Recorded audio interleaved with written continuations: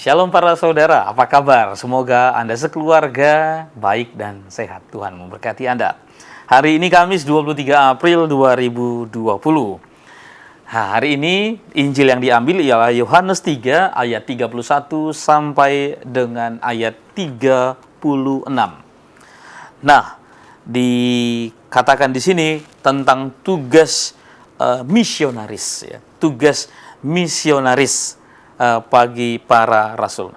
Pada ayat awal Yohanes bicara tentang asal Yesus, ya, bahwa dia berasal dari sorga dan yang datang dari sorga mengatasi bumi. Jadi kedudukan Allah itu dikatakan sebagai kedudukan yang jauh lebih tinggi di atas segalanya. Nah, tugas Yesus pertama-tama di sini ialah memberikan kesaksian. Apa yang dilihat oleh Tuhan dan apa yang telah didengarnya itu yang ia wartakan kepada orang lain.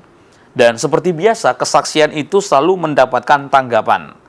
Nah, tanda penerimaan kita akan kesaksian Tuhan itu ialah pengakuan. Pengakuan bahwa Allah adalah benar. Nah, lalu kemudian, setelah itu para rasul tentu akan diutus untuk mewartakan kesaksian tentang kebangkitan Tuhan. Sesudah Yesus mengalami kesengsaraan, wafat, lalu kemudian dibangkitkan, lalu kemudian Yesus mengembusi mereka dengan roh, sehingga mereka mewartakan Tuhan, mereka menjadi utusan Tuhan.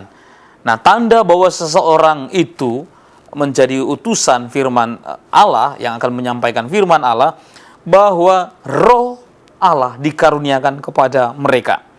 Maka syarat untuk pemberitaan kesaksian tentang Allah itu ialah bahwa seseorang itu dipenuhi dengan roh Allah.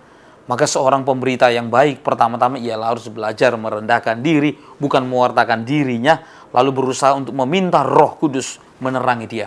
Kadang-kadang para saudara, ada pewarta yang satu dan yang lain bertengkar satu sama lain, lalu kita bertanya, loh, mengapa warta yang disampaikan tidak membawa damai kepada jemaat, kepada orang-orang yang mendengarnya? Nah, jangan-jangan mungkin karena mereka kekurangan roh atau kurang rendah hati, meminta tuntunan dari roh itu sendiri.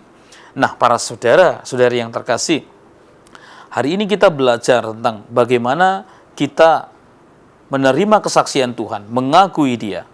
Nah, lalu kemudian kita belajar juga untuk menjadi orang-orang yang diutus untuk memberikan kesaksian. Maka syarat pertama ialah supaya kita menjadi pewarta Kristus, kita harus menerima dulu siapa pewartanya, lalu wartanya. Jadi menerima Yesus dulu dalam hati kita, dalam hidup kita, lalu kemudian warta keselamatan yang diberikannya. Nah, jadi para saudara, kalau kita percaya kepada Tuhan, kita akan menerima hidup yang kekal. Dan Tuhan akan memakai kita untuk menjadi utusan-utusannya. Nah, oleh karena itu sesudahnya kita bisa menerima warta yang disampaikan. Warta kerajaan Allah, warta sukacita. Mari kita belajar hari demi hari untuk terus menerima Yesus menjadi pewarta dalam hidup kita, pewarta yang sejati. Kita terima wartanya, sehingga dengan demikian kita bisa memberikan kesaksian tentang Yesus kepada setiap orang. Tuhan memberkati.